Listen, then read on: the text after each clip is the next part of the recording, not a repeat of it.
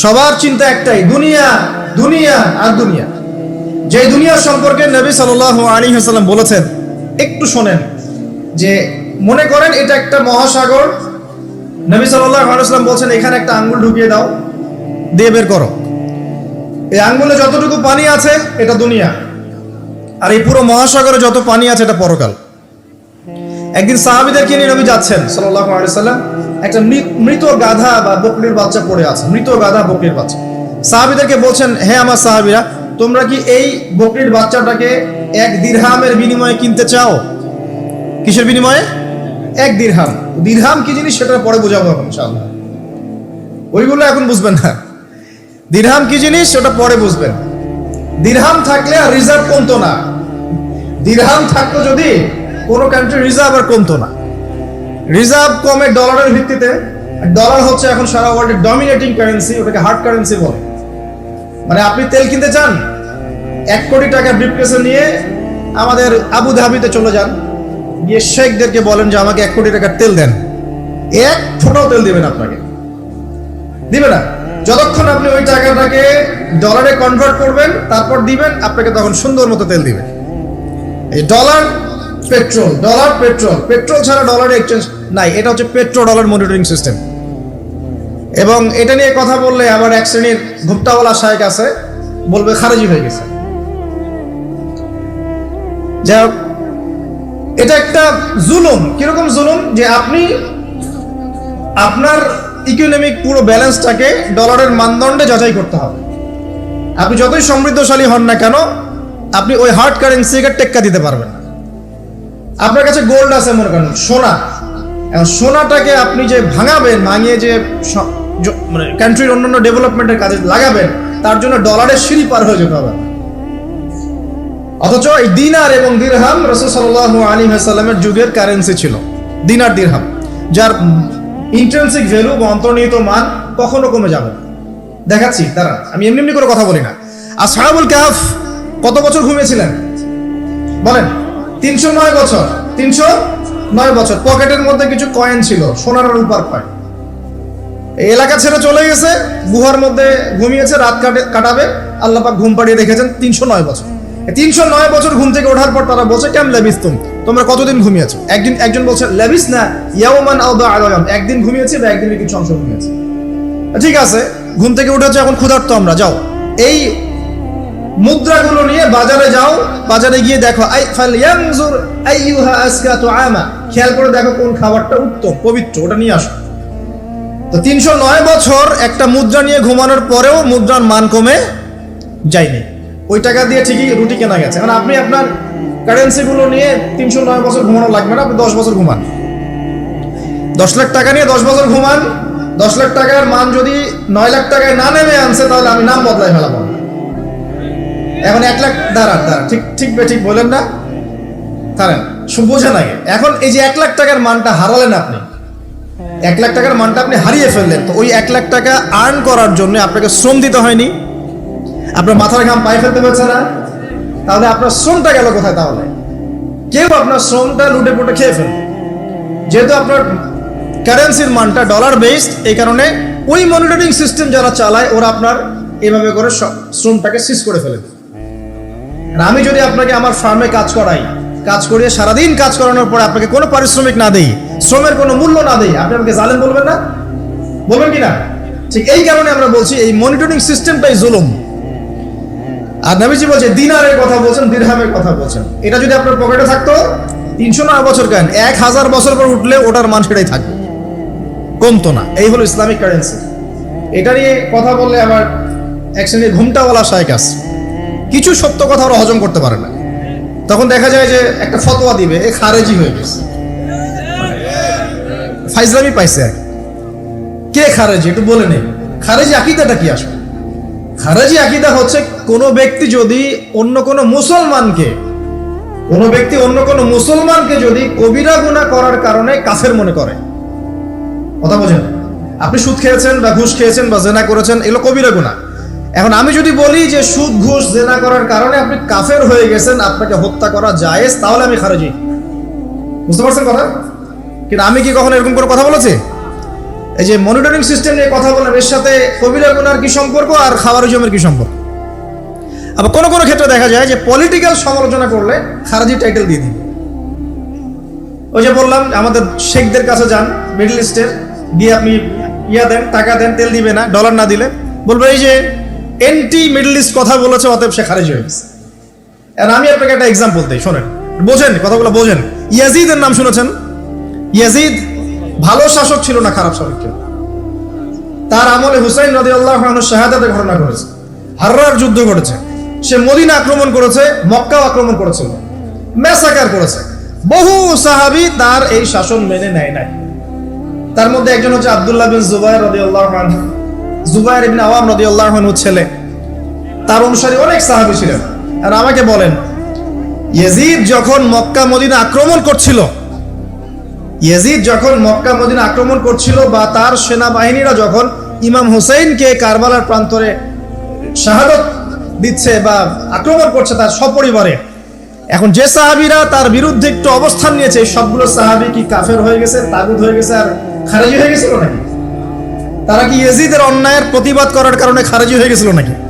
তো পলিটিক্যাল সমালোচনার সাথে খাওয়ারিজমের কোনো সম্পর্ক নেই। কিন্তু এরা এটাকে একটা সুকৌশলে মুসলিম উম্মার যুবকদের মধ্য থেকে সত্য কথা বলার মানসিকতাকে কেড়ে নিয়েছে, সত্যকে উপস্থাপন করার মানসিকতাকে দমিয়ে দেওয়ার জন্য একটা খারেজি ফতোয়া শুরু করে দিয়েছে। যেখানে সেখানে যা ইচ্ছা করবেন খারেজি ফতোয়া।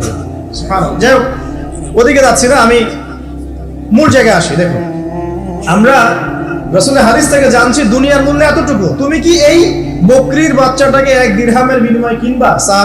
সাহাবীরা বলছেন 1 দিরহাম কেন ইয়া রাসূলুল্লাহ সাল্লাল্লাহু আলাইহি ওয়াসাল্লাম, বিনা মূল্যেও যদি আপনি আমাকে এটা দেন বা আমাকে এটা দেয়া হয়, আমি এটা কিনবো না। বিনা মূল্যেও যদি আমাকে এই মৃত বা এই পচা গলা এই গাধার বাচ্চা, বকরির বাচ্চাকে দেয়া হয়, আমি কিনবো না। নবী সাল্লাল্লাহু আলাইহি ওয়াসাল্লাম বলছেন এটাই হচ্ছে দুনিয়া। আল্লাহ পাকের কাছে দুনিয়ার মূল্য এই বকরির বাচ্চার চাইতেও কম। তো এখন আমরা যারা বস্তুবাদিতায় লিপ্ত আছি, দুনিয়ার এই যে ফিকির, সারাদিন দুনিয়ার ফিকির মানুষকে এমন ভাবে পেয়ে বসে না, মানুষ দুনিয়ার আলাপ ছাড়া কোনো কথাই বলতে চায় না। দেখবেন একজন আলেমের কাছে বসবেন, সে আপনাকে কোরআনের কথা বলবে, হাদিসের কথা বলবে। একজন দুনিয়াদার মানুষের পাশে বসবেন, 1 ঘন্টা বসে থাকলেও একটা কোরআনের কথা বলবে না, আর হাদিসের কথা মুখ থেকে বের হবে না। আর তার মাথাটা ফাংশন হয়ে গেছে দুনিয়া দিয়ে। ঠিক আছে, সে যদি ড্রাইভার হয়, সারাদিন গাড়ির পেঁচাল পারবে, গাড়ি এটা, গাড়ি ওইটা এমন, গাড়ি ওইটা এমন। সে যদি ইকোনমিক সেক্টরের মানুষের বলবে এই যে ব্যবসা এমন, এই ব্যবসা এমন, ওই ব্যবসা এমন। সুদী মহাজন হয়, বলবে এই এখানে সুদ দিলে এত হবে, এখানে দিলে এত হবে। আর পলিটিক্স যদি করে তাহলে সারাদিন পলিটিক্যাল আলাপ করবে। দুনিয়ার সেক্টরে যারা পটু আর কি, দুনিয়ার ফাংশনটা মাথায় এমন ভাবে ইনস্টল করা থাকে যে এটা ছাড়া অন্য কোনো কথা তার মুখ থেকে বের হবে। নবী সাল্লাল্লাহু আলাইহি ওয়াসাল্লাম দুনিয়াকে এত তুচ্ছ করেছেন। এখন আমি আপনাকে বোঝাচ্ছিলাম যে দাসী তার মনিবকে জন্ম দিবে, এর অর্থ একটা এই যে পিতামাতার সাথে এখন দাসীর মতো আচরণ করা হবে।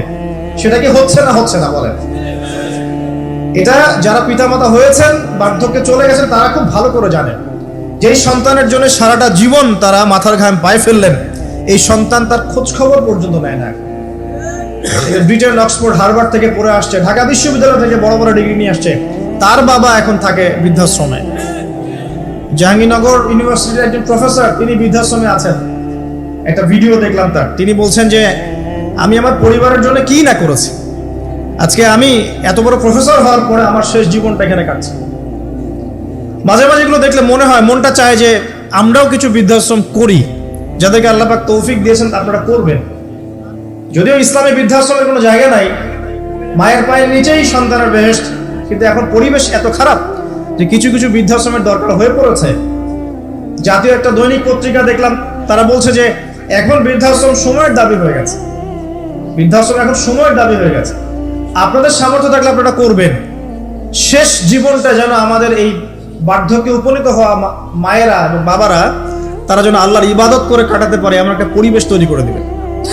টেনশন ফ্রি ভাবে তারা যেন 3 বেলা খায়, জিকির আজগার করে, তাসবিহ তাহলিল করে, কোরআন তেলাওয়াত করে, শেষ জীবনটা যেন ঈমান ইসলামের উপর থেকে মৃত্যুবরণ করতে পারে, এরকম একটা ব্যবস্থা করে দেন। ইনশাআল্লাহ বহুত নেকি হবে ইনশাআল্লাহ। আল্লাহ পাক আপনাকে বরকত দিবেন ইনশাআল্লাহ। এটা একটা ব্যাখ্যা হতে পারে। সেকেন্ড ব্যাখ্যা হতে পারে এই দাসী তার মনিবকে জন্ম দিবে অর্থ হচ্ছে এই যে সমাজের ন্যায় অন্যায় হক বাতিলের মানদণ্ড উল্টে যাবে, কারণ দাসী মনিবকে জন্ম দিতে পারে না। পারে? তার মানে একটা ব্যাখ্যা এটাও হতে পারে, সত্য মিথ্যা হয়ে যাবে, মিথ্যা সত্য হয়ে যাবে কিয়ামতের আগে আগে, হক বাতিল হয়ে যাবে, বাতিল হক হয়ে যাবে। ঠিক এটা অন্যান্য হাদিসে এসেছে, সত্যবাদীকে বলা হবে মিথ্যাবাদী, মিথ্যাবাদীকে বলা হবে পরম সত্যবাদী। যে ব্যক্তি আমানতদার তাকে বলা হবে খেয়ানতকারী, যে খেয়ানতকারী তাকে বলা হবে পরম আমানতদার। এটা হচ্ছে না এখন আমাদের এই বিজি শহরগুলোতে, এটা হচ্ছে না।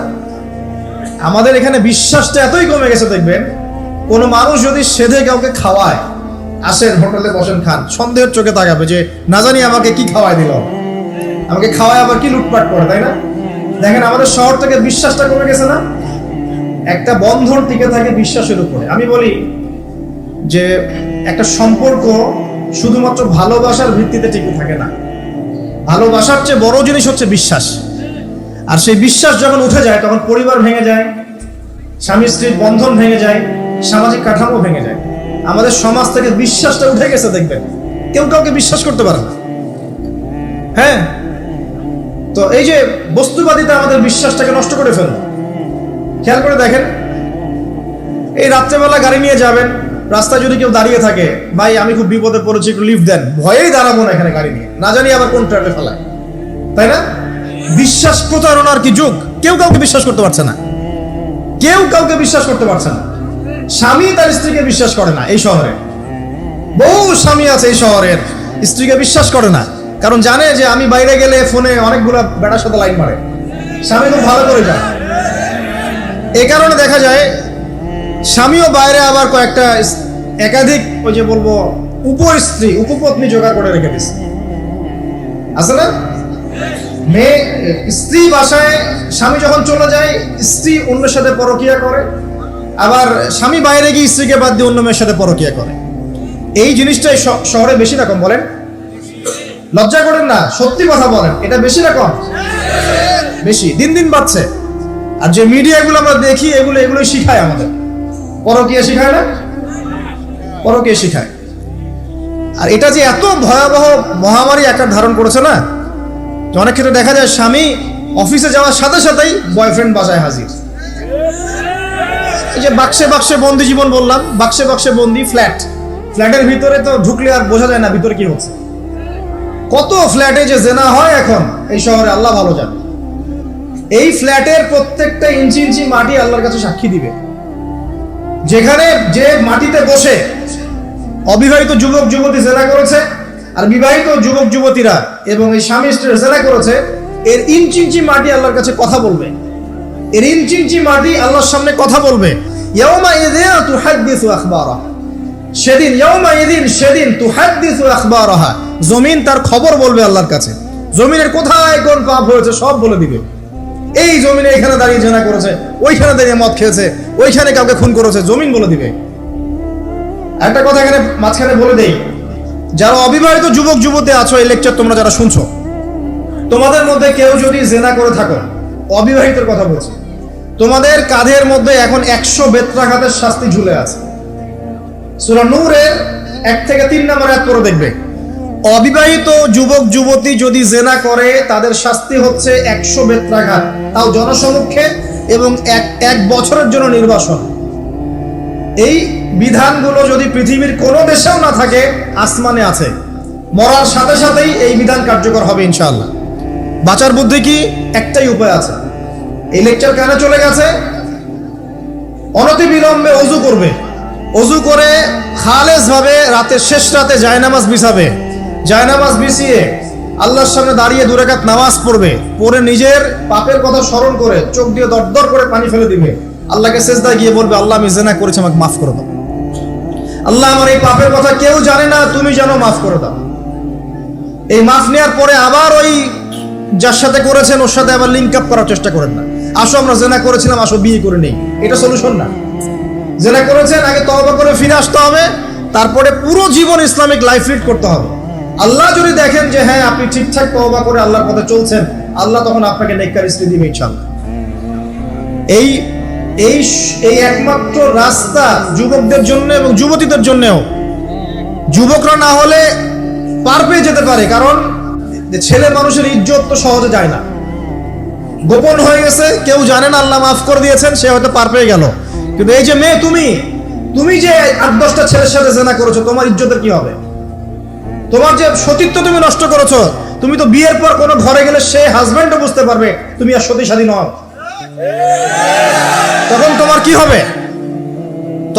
কি হবে? আল্লাহর কাছে ক্ষমা চান, ইস্তেগফার করেন। জেনার ফলশ্রুতিতে সমাজে মহামারী নেমে আসে।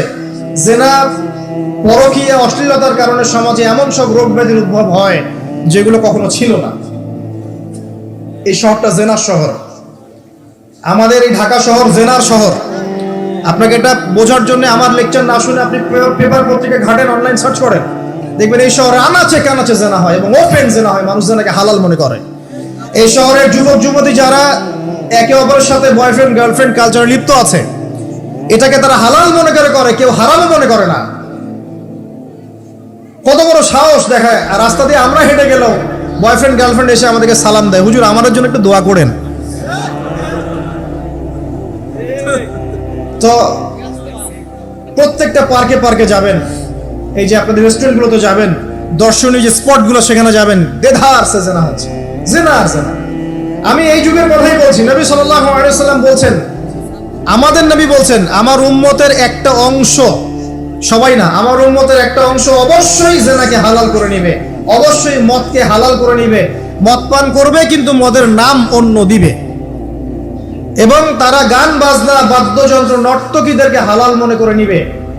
নবী সাল্লাল্লাহু আলাইহি ওয়াসাল্লাম বলেছেন, যখন সমাজে এরকম পাপ বাড়ে তখন সমাজে এমন সব রোগ ব্যাধি আসে যা আগে কখনো ছিল না।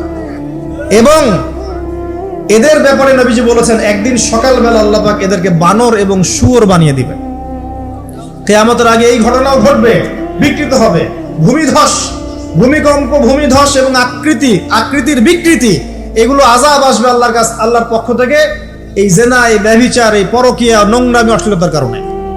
ঘরে এগুলা বয়ফ্রেন্ড গার্লফ্রেন্ড কালচার, কেউ মনে করে না জেনা এগুলা হারাম, কেউ মনে করে না যে আমার এই যে সহপাঠী আমার গায়রে মাহরাম, এই গায়রে মাহরাম শব্দটাই নাই।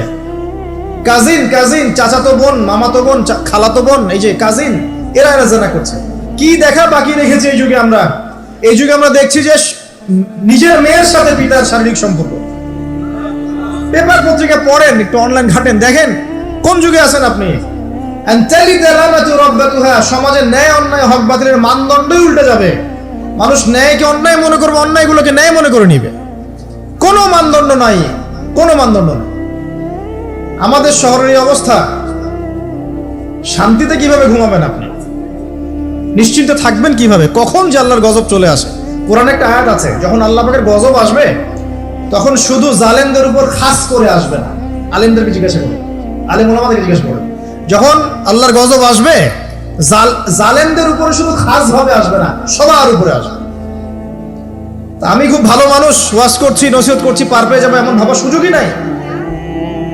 আপনাকে আপনার সাধ্য মতো অন্যায়ের প্রতিবাদ করার চেষ্টা করতে হবে। লাতা'মুরুন্না বিল মা'রুফ, নবীজি বলছেন, অবশ্যই তোমরা সৎ কাজের আদেশ করো। ওয়ালা তানহাউন্না আনিল মুনকার, অবশ্যই অসৎ কাজে নিষেধ করো। আও লা ইউশিকান্নাল্লাহু আন ইয়াবআসা আলাইকুম ইকাবাম মিন, অন্যথায় আমি আশঙ্কা করি তোমাদের উপর আল্লাহর পক্ষ থেকে বিশাল গজব আসবে। সুম্মা তাদউনাহু, এরপর তোমরা সবাই আল্লাহর কাছে দোয়া করবে, আল্লাহ গজব সরিয়ে দাও। লা ইউস্তাজাবু দুআকুম, তোমাদের দোয়া কবুল করা হবে।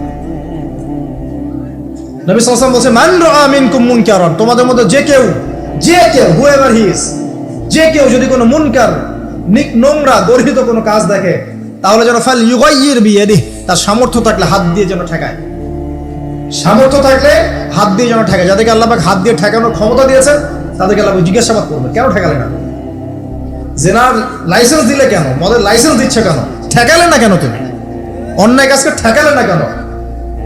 যদি তুমি না পারো, যদি সে না পারে, তাহলে ফাল ইউগাইয়ির বিলিসানি, তাহলে যেন মুখ দিয়ে সেটা প্রতিবাদ করে।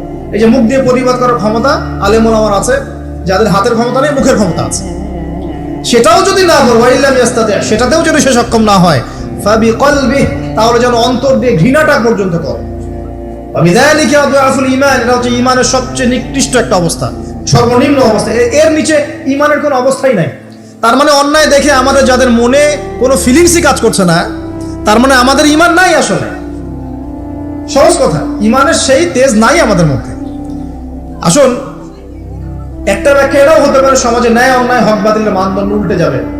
একটা জায়গায় যাচ্ছি, তার আগে একটা কথা বলতে ভুলে গেছিলাম। এখন বিবাহিত যারা আছে, এই যে দেবর আর ভাবি, এই যে শালি আর দুলা ভাই, মধুর সম্পর্ক না এগুলা?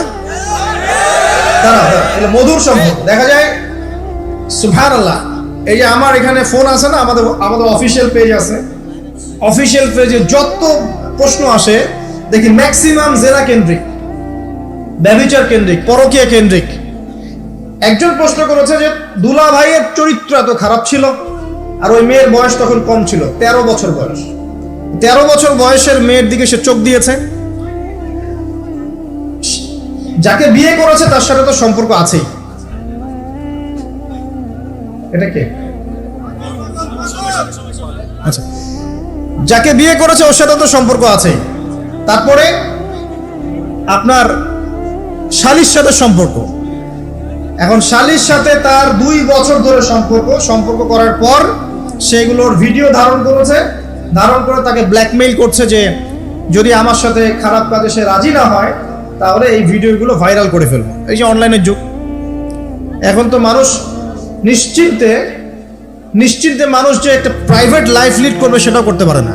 প্রাইভেট লাইফের সব কিছু রেকর্ডেড হয়ে যায়, হয় না? এটা একটা ফিতনা, মহা ফিতনা। সে রেকর্ড করেছে, এইভাবে ব্ল্যাকমেইল করে এই শালীর শরীর তো নষ্ট করবে 1 বছর 2 বছর না, 3 বছর ধরে। এখন এই মেয়ে প্রশ্ন করছে পেজের মধ্যে যে এখন তার মানসিক অবস্থা এতই খারাপ, সে জিজ্ঞাসা করছে আমি যদি আত্মহত্যা করি তাহলে আমার পাপ হবে কিনা। এই মেয়েটা যদি আপনার বোন হতো কি করতেন আপনি? আল্লাহ না করুক, এই মেয়ে যদি কারো মেয়ে হতো তাহলে কি করতেন আপনি? আপনার কাছের কেউ হলে আপনি কি করতেন? এখানে ওই শাস্তিটা না বলে সামনে যেতে পারছি না। শোনেন, যারা বিবাহিত ব্যক্তি হওয়ার পরেও পরকীয়া করেছেন, বিবাহ করার পরেও পরকীয়ার পাপে লিপ্ত ছিলেন বা এখনো আছেন, জেনে হোক না জেনে হোক করেছেন, অথবা এটা জেনে করেছেন যে এটা একটা খারাপ কাজ তারপরেও করেছেন, রাসূলুল্লাহ সাল্লাল্লাহু আলাইহি ওয়াসাল্লামের হাদিস এবং আল্লাহ পাকের কালাম অনুযায়ী তাদের শাস্তি হচ্ছে কোমর পর্যন্ত মাটিতে পুঁতে ফেলে পাথর নিক্ষেপ করে রজম করে হত্যা করা। ইসলামিক যদি কোনো রাষ্ট্র থাকতো বা এটা যদি হতো, বা এটা যদি ইমামুল মাহদির যুগ হতো বা ওমর রাদিয়াল্লাহু আনহুর যুগ হতো, তাহলে এই শাস্তির বাইরে আপনি চলতে পারতেন না যদি এটা প্রমাণ হতো। এই শাস্তি যদি দুনিয়াতে কার্যকর নাও হয়, আপনি যদি তওবা না করে মারা যান তাহলে কিয়ামতের মাঠে এই শাস্তি আপনি ভোগ করবেন। খুব মজা লাগছে পরকীয়া করতে? সকালে একটার সাথে, দুপুরে একটার সাথে, আজকে একজনের সাথে রাত কাটান, কালকে আরেকজনের সাথে রাত কাটান, খুব মজা পাচ্ছেন। রাত্রেবেলা মদ খান আর হোটেলে রাত কাটান, সকালবেলা আবার অফিসে যান। আমাদের শহরের এগুলা কালচার কোত্থেকে আসলো? এই শহরকে পবিত্র করবে কে এবং এই শহরের আসল রূপগুলো স্পষ্ট করবে কারা? খুব মজা পাচ্ছেন এগুলোতে। সুবহানাল্লাহ। একটা বিষয় বুঝাই, ইসলামে কেসাস আছে, কেসাস। মনে করেন আমাকে কেউ হত্যা করেছে, আপনি তাকে হত্যা করতে পারেন। মনে করেন আপনি কাউকে হত্যা করেছেন, ঠিক আমাদের লজের মধ্যে কেউ যদি কাউকে হত্যা করে তাকে ফাঁসি দেওয়া হয় না, এরকমই কেউ যদি কাউকে হত্যা করে, ইসলামের বিধান কেসাস করা, মানে হাতের বদলে হাত, চোখের বদলে চোখ, কানের বদলে কান, নাকের বদলে নাক, জানের বদলে জান, যদি প্রমাণ হয়। কিন্তু এখানেও হত্যাকারীর বাঁচার সুযোগ আছে। কিরকম? মনে করেন আপনি আমার পরিবারের কাউকে হত্যা করেছেন, আল্লাহ না করুন। এখন আপনি এসে আমাকে ক্ষমা চাচ্ছেন যে আমার ভুল হয়ে গেছে, আমি রক্তপণ দিব, আমাকে মাফ করে দেন।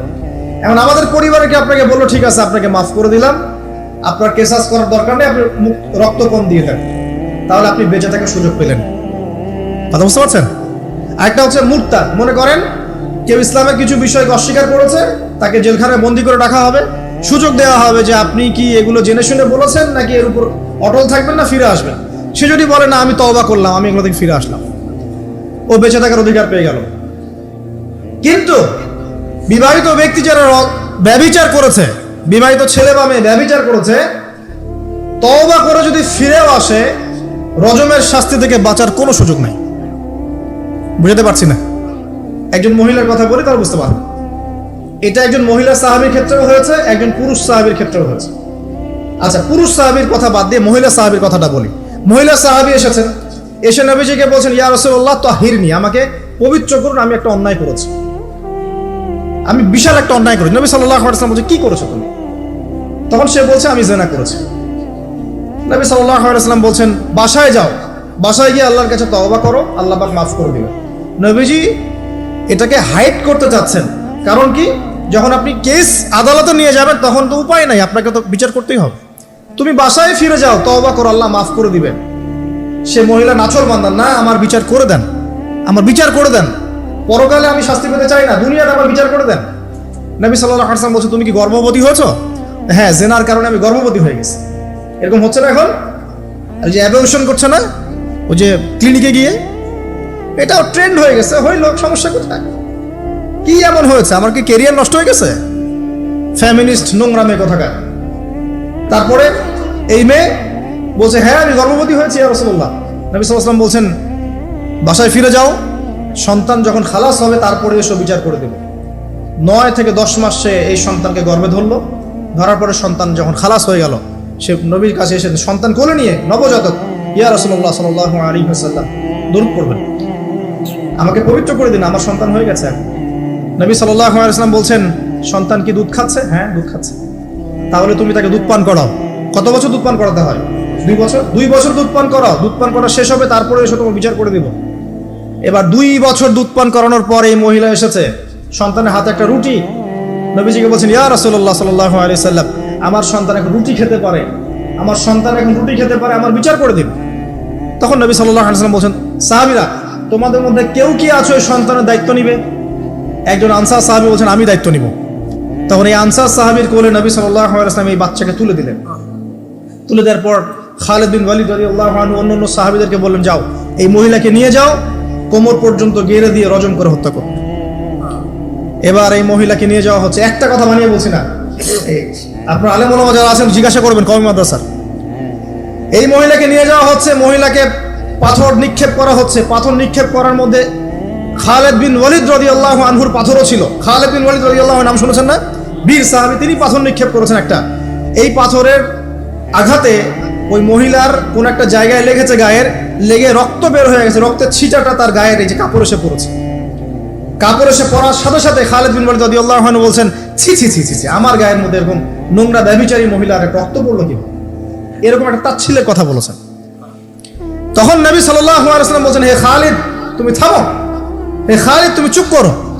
তুমি জানো এই মহিলা এই 2 বছরে 3 বছরে এত তওবা করেছে আল্লাহর কাছে, এই সমস্ত তওবা যদি মদিনাবাসীর মধ্যে বন্টন করে দেওয়া হয় তবুও কম হয়ে যাবে। আর আমি এখন দেখছি মহিলা জান্নাতে সাঁতার কাটছে। আমি বুঝাতে পারছি না আপনাকে প্রিয় বোন, প্রিয় ভাই, যারা বিবাহিত হয়ে ব্যভিচার করছেন, জিনা করছেন, তিনি তওবা করেছিলেন, তওবা করেছেন, আল্লাহ পাক মাফও করে দিয়েছেন, জান্নাতে চলে গেছেন, কিন্তু পৃথিবীতে তার শাস্তি কায়েম করা হয়েছে। বিবাহিত ব্যক্তি ব্যভিচার করে ফেললে তার পৃথিবীতে বেঁচে থাকার অধিকার সে হারিয়ে ফেলে। আর এই পাপটাকে আমাদের সমাজে এত সহজ বানিয়ে দেওয়া হয়েছে, যে যার সাথে ইচ্ছা পরকীয়া করতে পারে। মেয়েও করছে, ভাবিও করছে, শালিও করে, দুলাভাইও করে, সবাই আমরা পরকীয়া করতে যাচ্ছি। পরকীয়ার সয়লাভ বন্ধ করতে হবে, পরিবারে পর্দা কায়েম করতে হবে, অপসংস্কৃতি ঠেকিয়ে দেন, এইগুলা চ্যানেলগুলো বন্ধ করে ফেলেন বাসা থেকে। ইসলামিক সমাজ কায়েম না করতে পারলে আমাদের মা বোনরা সব নষ্ট হয়ে যাবে দিন দিন। আর পরিবারের ইজ্জত যখন চলে যায়, কোনো কিছুর বিনিময়টাকে ফিরে পাওয়া যাবে না। কেন পরকীয়া করতে গেছেন? আল্লাহ, আপনার যদি এতই চাহিদা থাকে আরেকটা বিয়ে করেন না কেন? বিয়ে করতে সাহস কুলায় না নাকি? বিয়ে করলে যে স্ত্রীকে নিয়ে সূর্যের আলোতে ঘুরতে হয়, ওই জন্য ইঁদুরের মতো রাতের বেলা অন্ধকারে আপনি থাকতে চান, সিংহের মতো সকালবেলা সূর্যের আলোতে স্নান করতে পারেন। কথা বুঝতে পারেন না? বিয়ে করলে স্ত্রীকে নিয়ে পুরুষের মতো, সুপুরুষের মতো সূর্যের আলোকে আপনি হাঁটবেন রাস্তায়, কাউকে ভয় করবেন? আপনার মতো কোনো ভয় কাজ করবে না। আর এখন আপনি ইঁদুরের মতো রাতের অন্ধকারে রাত কাটান অন্য মেয়ের ঘরে গিয়ে। এই শহরের এই মহামারীগুলো বন্ধ করতে হবে। আমি এই শহরের একজন শুভাকাঙ্ক্ষী বাসিন্দা, আমি এখানকার। আমি আমার চোখ দিয়ে যা দেখছি এটা দেখার পর চুপ থাকতে পারি না। আমরা সব জায়গায় জানা দেখছি, আর মাদক দ্রব্য দেখছি, আর পরকীয়া দেখছি। পর্নোগ্রাফির তো শেষ নাই, প্রত্যেকের ফোনে ফোনে পর্নোগ্রাফি, এভরিবডি। দেখবেন অনেক সময় মাদ্রাসার শিক্ষকের দ্বারা ছাত্র বলাৎকার হচ্ছে, হয়নি? সম্ভব কিভাবে? কারণ ওই শিক্ষক পর্নোগ্রাফিতে আসক্ত ছিল। আপনি চেক করে দেখেন, পর্নোগ্রাফিতে আসক্ত হওয়ার ফলে সে হিতাহিত জ্ঞান হারিয়ে ফেলেছে। সে বাচ্চা, ছেলে বাচ্চা না মেয়ে বাচ্চা, কিছু দেখার সময় নেই। ওই পবিত্রের জানোয়ারের যে স্বভাবটা সে আর দমন করতে পারছে না। পর্নোগ্রাফি, মাদক আর ব্যভিচার, জেনা, ফ্রি মিক্সিং অবাধে আমাদের শহরে। বস্তুবাদী তো আছেই, তো এটাকে আখিরুজ্জামানের শহর বলবো নাকি আউয়ালুজ্জামানের শহর বলবো নাকি? শুধু এই শহরের সমস্যা এটা নয়, প্রত্যেক বড় বড় শহরেই সমস্যা। ইভেন এগুলো এখন গ্রামে পর্যন্ত চলে গেছে, এগুলো গ্রামেও চলে গেছে, গ্রামে আরো বেশি আছে। দেখবেন শহরের ছেলেরা তো জিন্স আর টি শার্ট পরা মেয়েদেরকে দেখে অভ্যস্ত না, এরা না একটু কন্ট্রোল করতে পারে। আর যখন একটা গ্রামের ছেলে পর্নোগ্রাফি দেখবে, সে তো আর নিজেকে কন্ট্রোল করতে পারে না। বুঝতে পারছেন না? আমাদের শপিং মলগুলোতে গেলে আমরা দেখি টি শার্ট আর গেঞ্জি পরা মেয়ে ঘুরছে, তাই না? এটা দেখতে দেখতে অভ্যস্ত আমরা, এই জন্য আমরা কন্ট্রোল করতে পারি কিছুটা হলেও, তাই না ছেলেরা? কিন্তু গ্রামের ছেলে মেয়ে যারা, তারা কিন্তু পর্ন দেখলে আর কন্ট্রোল করতে পারে না। গ্রামে ধর্ষণ দিন দিন বাড়ছে, ডে বাই ডে বাই। এই সমস্যাগুলো বড় বড় প্রত্যেক বিগ সিটিজ এন্ড টাউনে এই সমস্যা, একই সমস্যা। এর ছড়ালো কারা? ওই পশ্চিমাদের থেকে এই সমস্ত বিশ্বে এগুলো ছড়িয়ে গেছে। এর এমন একটা সভ্যতা যারা প্রত্যেকটা পাপকে গ্লোবালাইজেশন করে দিয়েছে। সুদ খেয়েছে, সারা বিশ্বে ছড়িয়ে দিয়েছে। মদ খেয়েছে, সারা বিশ্বে ছড়িয়ে দিয়েছে। জেনা করেছে, সারা বিশ্বে ছড়িয়ে দিয়েছে। ফ্যামিলিস্ট রেভলিউশন সারা বিশ্বে ছড়িয়ে দিয়েছে। ব্যাংকিং, সুদভিত্তিক ব্যাংকিং সিস্টেম সারা বিশ্বে ছড়িয়ে দিয়েছে। প্রত্যেকটা সমস্যা দেখবেন ওখান থেকে সারা বিশ্বে ছড়িয়ে গেছে। আর আমরা মনে করি ওরাই নাকি মানবতার মুক্তির পথ দেখাবে। ওরা তো ছেলে ছেলে বিয়ে করে। যে সম্প্রদায় ছেলে ছেলে বিয়ে করে, ও আমাকে ভালো মন্দ শিখাবে? ওখানে তো একটা প্রত্যেক 10 সেকেন্ডে একটা করে মেয়ে রেপ হয় আফ্রিকান কন্টিনেন্টে। জার্মানির, আমি পর্নোগ্রাফির একটা লেকচার দিয়েছি, দেখবেন নীল দর্পণ, ওখানে সব ডিটেলস দিয়েছে। জার্মানি, ব্রিটেন বলেন, আমেরিকা বলেন, এই প্রত্যেকটা কান্ট্রির মধ্যে প্রত্যেক মিনিটেই একটা করে মেয়ে ধর্ষণের শিকার হচ্ছে। ওরা আমাকে শিখাবে নারীর স্বাধীনতা অধিকার? আমার কাছে কোরআন এবং সুন্নাহ আছে, রাসূল আছেন, আমার কাছে আল্লাহ আছেন। এগুলোকে বাদ দিয়ে তোমার কথা শুনতে হবে আমাকে? এরা আমাদেরকে বাঁচাবে না, বরং এরা সারা বিশ্বে ইয়াজুজ মাজুজের মতো ফিতনার ফাসাদ সৃষ্টি করে ফেলছে। আসুন, একটা ব্যাখ্যার অনেক কথা হয়ে গেল। আল্লাহর ওয়াস্তে যুবক যুবতী যারা আছো, লেকচার যদি কানে যাবে, আজকেই জেনা থেকে তওবা করতে হবে। জেনার ধার কাছে যাওয়া যাবে। হালাল ভাবে বিয়ে করো। যদি তোমার খুব যৌন চাহিদা থাকে, তোমার অনেক চাহিদা, তোমার অনেক সম্পত্তি আছে, ব্যালেন্স করতে পারো, একাধিক বিয়ে করো, কি সমস্যা? পরকীয়া করতে যাচ্ছেন কি জন্য? করবেন না। আর হালাল উপার্জনের সোর্স হয়ে গেছে, অবিবাহিত থাকার দরকার নাই, বিয়ে করে ফেলেন। বিয়ে আপনার জীবনটাকে সুশৃঙ্খলতা নিয়ে আসবে। আমি গার্ডিয়ানদেরকে রিকোয়েস্ট করবো যে বিয়েটাকে সহজ করে দেন, কঠিন জটিল করেন না, জেনা বাড়তে থাকবে। না হলে যে সন্তান, যে ছেলেটাকে মেয়েটাকে ছোট মনে করছেন না, ছোট নাই, সে অলরেডি 4-5 ঘাটের পানি খেয়ে আসছে। দেখবেন, আপনারা পরিসংখ্যান দেখেন, বাংলাদেশের ইয়াং ইউথ জেনারেশন যারা আছে, এদের মধ্যে ম্যাক্সিমামই বিবাহ বহির্ভূত সম্পর্ক স্বাদ পেয়ে গেছে অলরেডি। স্কুল কলেজ পাশ করেনি, এখন পর্যন্ত যৌন সম্পর্ক করে বসে আছে। আর ছোট ছোট মেয়েগুলোকে ছোট মনে হয়, বদের হাড্ডি সবগুলো। সব জায়গায় দেখবেন এরা বেশি বদের হাড্ডি। কেন বলছি জানেন? এরা ছেলেদেরকে সিডিউস করে, ভালো মেয়ে কোথায় খুঁজে পাবেন এখন? খুব রেয়ার, খুব ডিফিকাল্ট, খুবই ডিফিকাল্ট। বিয়েটাকে সহজ করেন, জেনাটাকে বন্ধ করেন, পরকীয়া রাস্তা বন্ধ করেন। এগুলো শাস্তি দুনিয়াতে না পেলেও পরকালে পেতে হবে। কিন্তু রাসূলুল্লাহ সাল্লাল্লাহু আলাইহি ওয়াসাল্লাম মেরাজের রাতে গিয়ে দেখে এসেছেন যে একটা চুলা দেখেছেন, চুলা তন্দুর চুলার মতো, নিচের দিকটা ফাঁপা, উপরের দিকটা সরু, আগুন জ্বলছে দাউ দাউ করে, এক শ্রেণীর মানুষকে পোড়ানো হচ্ছে। আগুন যখন ফ্লো বাড়ছে, মানুষ উপরে আসছে, ফ্লো কমছে, নিচে নামছে, এভাবে আর কি। রাসূলুল্লাহ সাল্লাল্লাহু আলাইহি ওয়াসাল্লাম জিজ্ঞাসা করলেন, ইয়া জিবরিল, এরা কারা? জিবরাইল আলাইহিস সালাম বলছে, এরা আপনার উম্মতের সেই সব ব্যক্তি যারা জেনার পাপে লিপ্ত ছিল, এবং তাদের এই আযাব থেকে এত দুর্গন্ধ বের হচ্ছে কল্পনা করতে পারবেন না। আরেক শ্রেণীর লোককে দেখেছেন, সামনে এই যে ভালো গোশত, পাশে খারাপ পচা গোশত, বসে বসে পচা গোশত খাচ্ছে, ভালো গোশত খাচ্ছে না। শাস্তি হচ্ছে কবরে, বারজাখের জগতে। নবী জিজ্ঞাসা করছেন, এরা কারা? জিবরাইল আলাইহিস সালাম বলছে, এরা হচ্ছে আপনার উম্মতের সেই সব ব্যক্তি যাদের ঘরে পবিত্র স্বামী ছিল, পবিত্র স্ত্রী ছিল, তাদের সাথে সন্তুষ্ট না থেকে তারা পরকীয়া করেছে। আল্লাহ পাক আমাদের শহরটাকে হেফাজত করুন। আমি এখানে একটাই সলিউশন, ইসলামিক অনুশাসন, আদারওয়াইজ অন্য কোনো সলিউশন নাই। কতক্ষণ ভালো থাকবেন আপনি? চতুর্দিক থেকে আপনাকে জেনায় উদ্যুক্ত করা হচ্ছে। আপনি অনলাইনে ঢোকেন, এই যে ফোনটা নেন, ফেসবুকে ঢোকেন, ইউটিউবে ঢোকেন, খালি জেনা আর জেনা। মানে জেনাটাকে এমন ভাবে দেখানো হয় যে কি যে মজার একটা বিষয়, কি যে মজা একটা। অথচ জানেন জেনার মধ্যে যাররা পরিমাণ কোনো সুখ নাই। আপনি হালাল ভাবে বিয়ে করেন, আপনি যে সুখটা পাবেন, আপনি শত শত জেনা করলে সেই সুখ পাবেন না। এটাকে দেখানো হয়, এই যে পর্নোগ্রাফি যা দেখায় সবই ভুয়ার বানোয়ার, এটা টোটালি বানোয়ার জিনিস। শুটিং আছে না, শুটিং, ওই যে নায়ক নায়িকা নাচানাচি করে, শুট করে না, ঠিক সেম ভাবে এটাকে শুট করা, এগুলো শুটিং জাস্ট, আর কিছু না। তো কেন ছড়িয়ে দেওয়া হলো? কারণ মুসলিমদের ঈমান, তাদের তাকওয়া, তাদের কলবের যে নূর, এটাকে নষ্ট করার জন্য। কারণ মুসলিম যুবকরা যদি ইসলামের আলোয় উদ্ভাসিত হয়, তাদেরকে ঠেকানো এত সহজ নয়। তাদের দ্বারা ইনশাআল্লাহ দেশ, জাতি এবং উম্মার খেদমত হবে। এই কারণে তারা সুকৌশলে এটা করেছে। আসেন, অনেক লম্বা না করে আমি ফিনিশিং এর দিকে টানছি এখন এদিক থেকে। দ্বিতীয় ব্যাখ্যা এটা হতে পারে যে সমাজে ন্যায় অন্যায়, হক বাতিলের মানদণ্ডই কি হবে? উল্টে যাবে। উল্টে গেছে কিনা? মানুষ এখন মিথ্যাবাদীকে সত্যবাদী মনে করে কিনা? এবং ওয়ার্ল্ডে যত বড় বড় মিথ্যা নিউজগুলো হয়, সবাই এগুলোকে সত্য মনে করে না।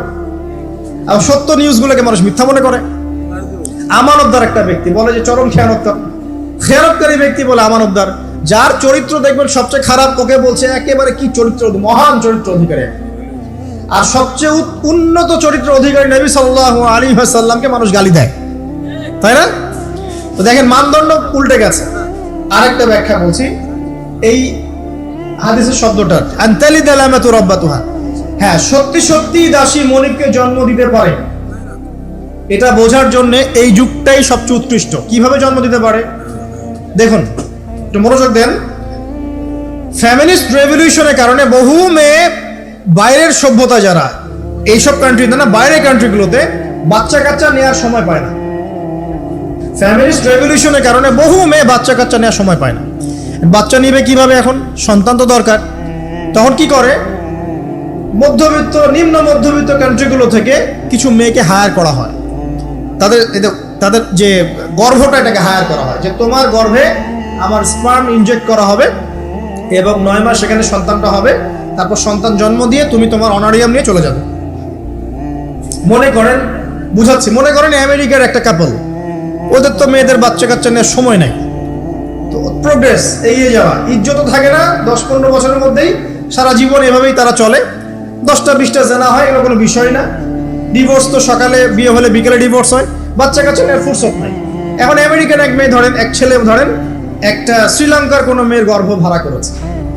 এখন গর্ভের সন্তান হলো, সন্তান জন্ম দেওয়ার পরে এই সন্তানটা নিয়ে তাকে তার অনারিয়াম দেওয়া হচ্ছে $10,000-20,000 ডলার নিয়ে সে বাচ্চাটা দিয়ে দিল।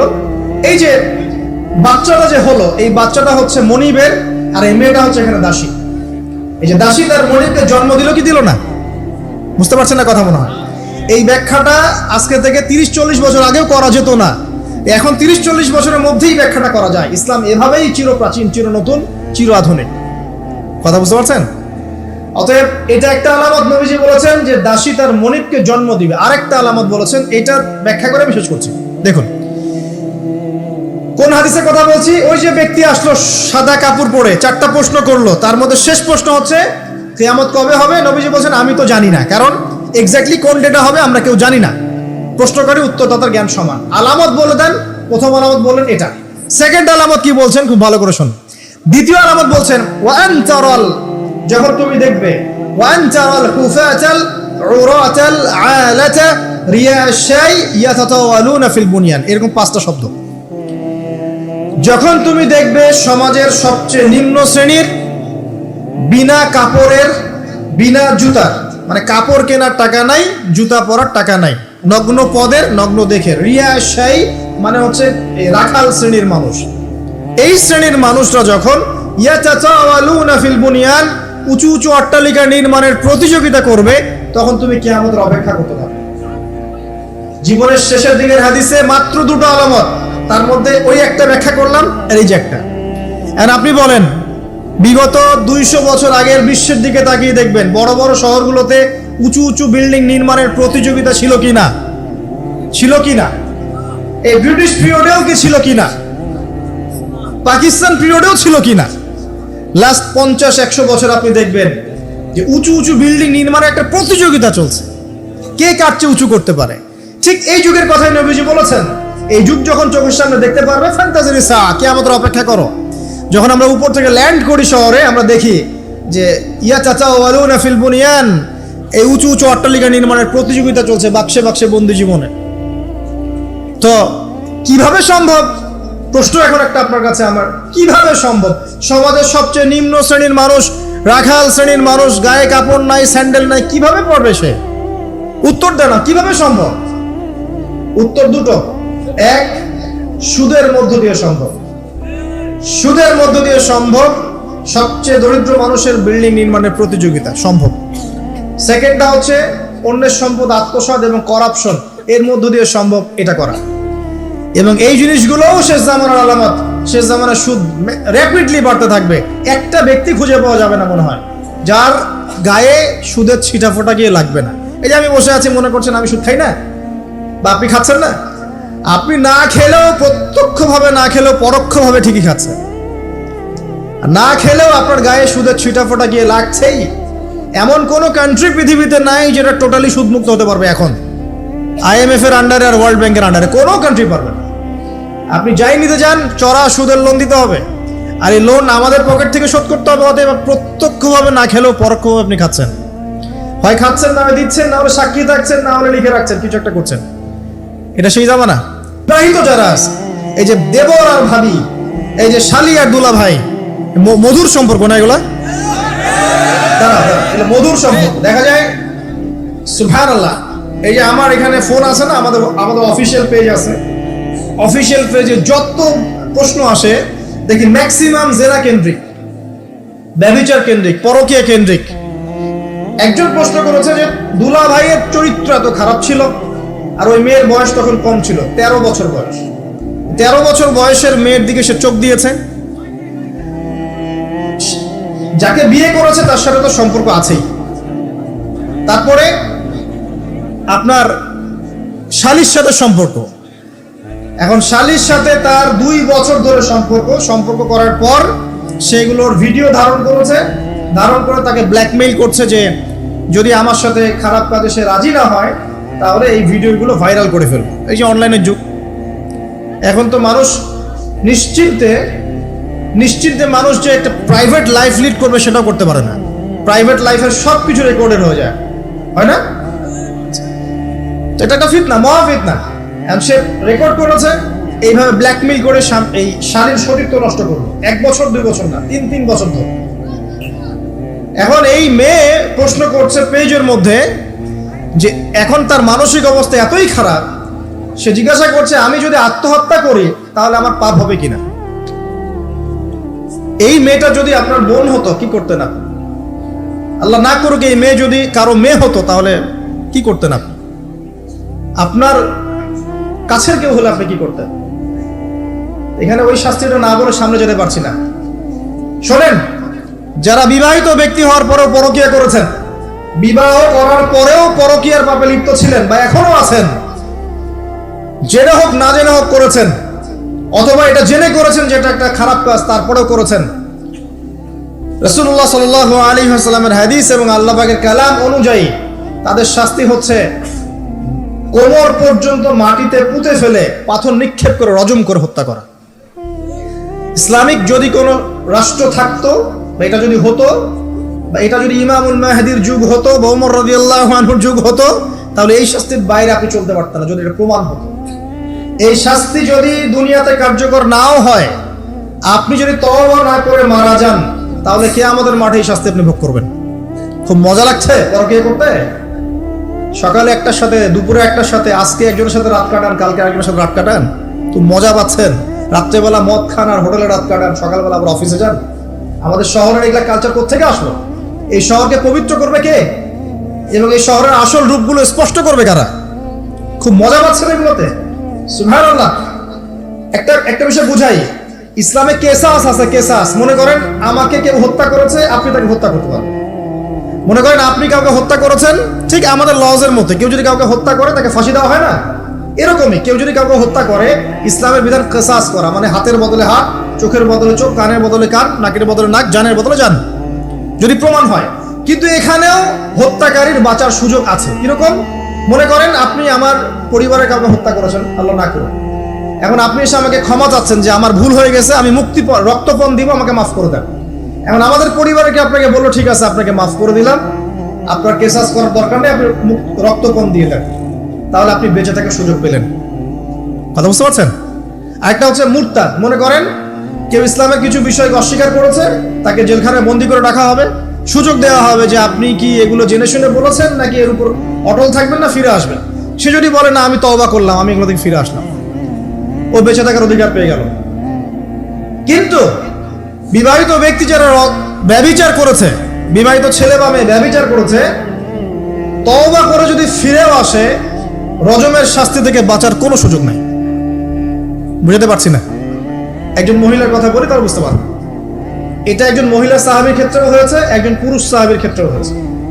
আচ্ছা, পুরুষ সাহাবীর কথা বাদ দিয়ে মহিলা সাহাবীর কথাটা বলি।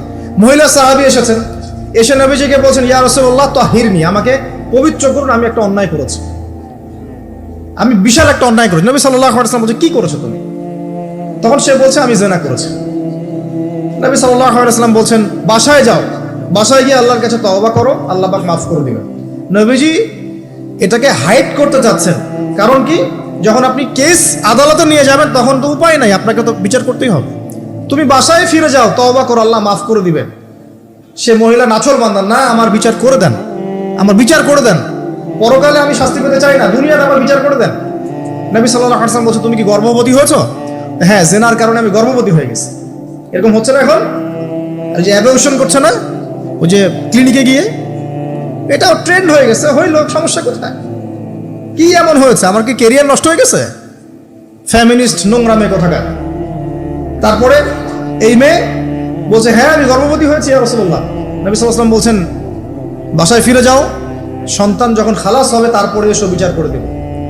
9 থেকে 10 মাস সে এই সন্তানকে গর্ভে ধরলো, ধরার পরে সন্তান যখন খালাস হয়ে গেল, সে নবীর কাছে এসে সন্তান কোলে নিয়ে নবজাতক, ইয়া রাসূলুল্লাহ সাল্লাল্লাহু আলাইহি ওয়াসাল্লাম দরুদ পড়বেন, আমাকে পবিত্র করে দিন, আমার সন্তান হয়ে গেছে।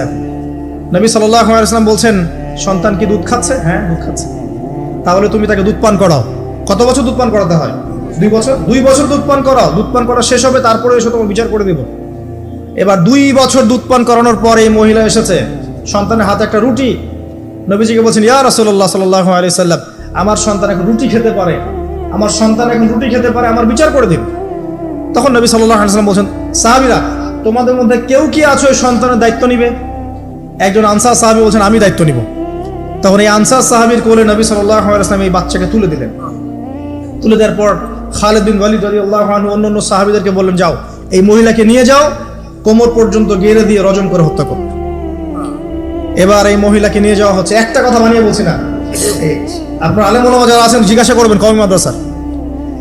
এই মহিলাকে নিয়ে যাওয়া হচ্ছে, মহিলাকে পাথর নিক্ষেপ করা হচ্ছে। পাথর নিক্ষেপ করার মধ্যে খালিদ বিন ওয়ালিদ রাদিয়াল্লাহু আনহুর পাথরও ছিল। খালিদ বিন ওয়ালিদ রাদিয়াল্লাহু আনহু নাম শুনেছেন না?